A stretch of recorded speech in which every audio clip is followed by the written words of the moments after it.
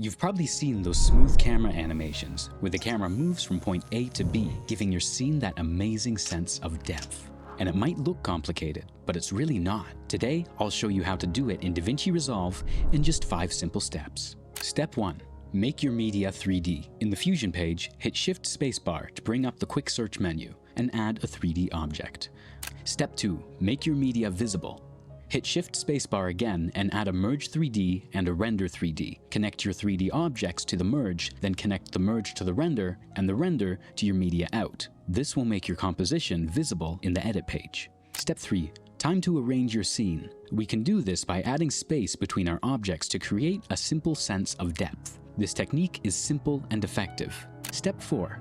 Add a camera. Hit Shift Spacebar and type in Camera 3D. Then, go to your controls and set up your focal length. A wider angle allows you to see more, while a tighter angle keeps the shot focused in. Overall, 35mm is a good place to start. Step 5. Animate your camera.